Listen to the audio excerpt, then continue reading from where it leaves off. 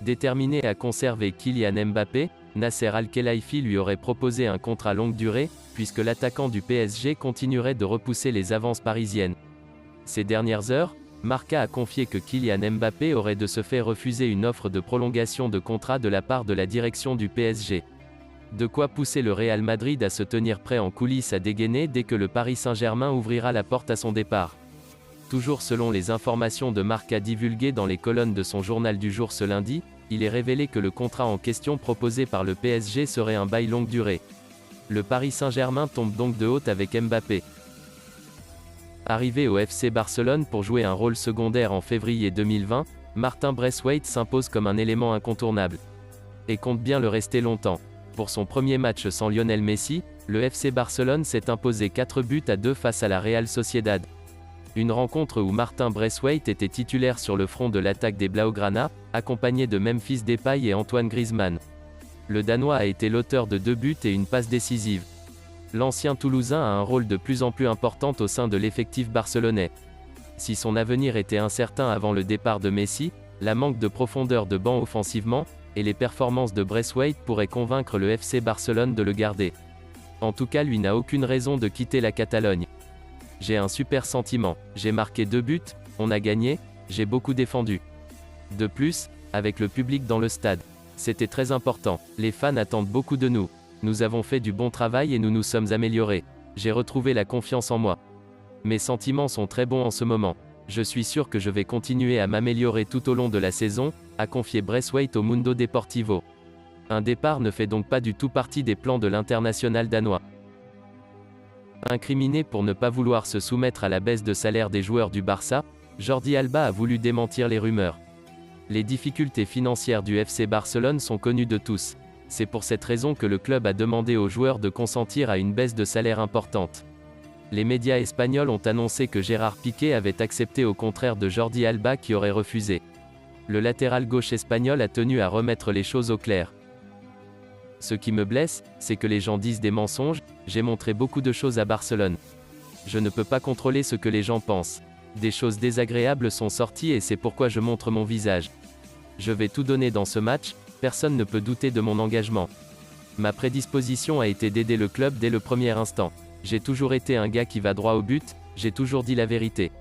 Je suis fatigué de tant de mensonges, je ne veux pas me laisser entraîner dans tout ça quand j'aurai 20 ans. Je souffre plus pour ma famille, qui entend des choses et ça fait mal. Mes représentants et mes avocats sont en pourparlers avec le club. Le désir d'aider le club et l'engagement ont toujours été là depuis le début, a expliqué Jordi Alba dans les colonnes de AS. Alors que le FC Barcelone traverse un mercato mouvementé, notamment en raison d'une grave crise économique, Joan Laporta s'est exprimé lors d'une conférence de presse. Le président catalan a passé en revue tous les sujets chauds du club culé. Au cours de cette conférence de presse, Joan Laporta s'était violemment pris à l'ancienne direction du club présidée par Josep Maria Bartomeu. On est arrivé au club, on a dû utiliser un prêt pour payer les salaires. On a trouvé une mauvaise politique salariale avec une pyramide inversée. Les vétérans ont des contrats longs, et les jeunes ont des contrats courts. La Liga a envoyé au club 2 notes concernant le dépassement de la limite salariale en 2019. Comment ils ont réagi? En augmentant la masse salariale. Ils ont aussi menti sur les budgets de l'Espe Barça. Le stade Johan Cruyff devait coûter 4 millions d'euros, il a coûté 20 millions d'euros. Il y a eu des paiements excessifs à des agents. Par exemple, il y a eu une personne qui a été payée 8 millions d'euros pour détecter des talents en Amérique du Sud, un montant inapproprié et qui a produit des effets calamiteux sur l'économie de l'entité. Ils ont également fait plusieurs emprunts pour éviter les contrôles de l'Assemblée générale. La lettre de Bartomeu comportait 8 points et tous les 8 étaient des mensonges complets. Il a eu le culot d'essayer de justifier quelque chose d'injustifiable. Ils ont présenté un budget avec une hypothèque, c'est une farce. Dans leur budget, ils parlaient de baisse de salaire, de vente du Barça Corporate, de vente de joueurs. Ils n'ont rien fait, leur budget prévisionnel était mauvais. On a fait voter le budget précédent pour ne pas paralyser le club et non pour confirmer ce qui a été fait par Bartomeu. Personne n'échappera à ses responsabilités, peu importe combien ils disent que cet exercice n'est pas le leur. Ils sont responsables de tout ce qu'il y a jusqu'au 7 mars. Notre dette est de 1,350 milliard d'euros par leur faute. La situation économique est dramatique à cause d'eux. Ils ont piégé les sociaux de façon systématique. Annoncé avec insistance sur le départ, Luka Jovic se rapprocherait plus que jamais de l'Inter Milan dans l'optique de la succession de Romelu Lukaku. En attendant l'éventuelle arrivée de Kylian Mbappé qui pourrait quitter le PSG cet été étant donné son refus de prolonger, le Real Madrid tente de faire de la place en attaque. Luka Jovic, qui n'a jamais vraiment convaincu depuis son arrivée au club merengue en 2019 pour 63 millions d'euros, est annoncé avec insistance sur le départ. Et le buteur du Real Madrid semble avoir trouvé son nouveau point de chute.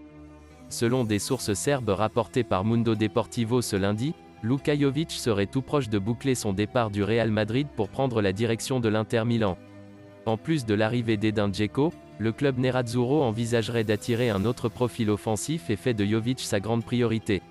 À noter qu'un accord sur la base d'un prêt sans option d'achat aurait déjà été trouvé entre le Real Madrid et l'Inter. ¿Qué es lo que necesita un equipo para ganar una Liga de Campeones? Bueno, no es fácil. Hay veces que puede tener el mejor equipo del mundo y no ganar. Esto es fútbol y muchas veces los pequeños detalles te pueden dejar afuera. Sabemos lo difícil que es la Champions. Creo que el París también lo sabe. Estuvo muy cerquita estos últimos años, teniendo un equipazo, no lo pudo conseguir, estuvo muy cerquita.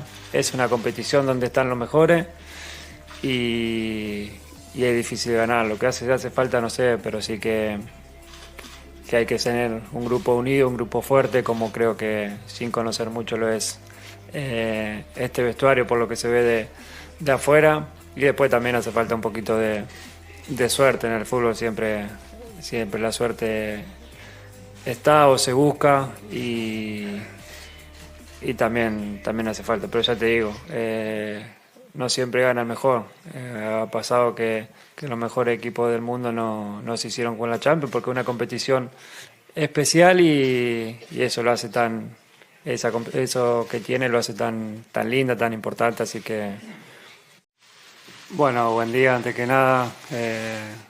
Agradecer primero la palabra del presidente, decir que estoy muy feliz.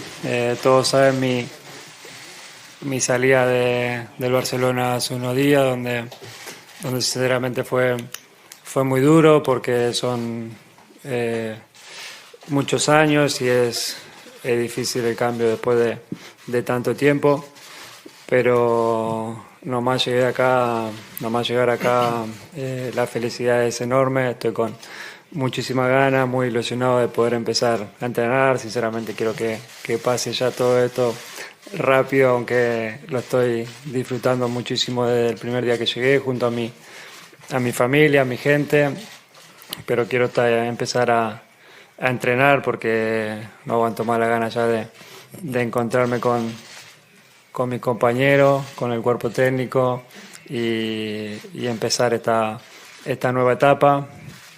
La verdad que, repito, estoy feliz de estar acá, estoy ilusionado, con muchísimas ganas, tengo la ilusión y la gana intacta de seguir ganando y por eso vengo a este club, porque es un club ambicioso. Veo el cuerpo técnico y la plantilla que tengo y creo que está preparado para intentar pelear por todo, para intentar conseguir todo, y ese es mi objetivo, ¿no? Seguir creciendo, seguir dando pasos, seguir ganando títulos y por eso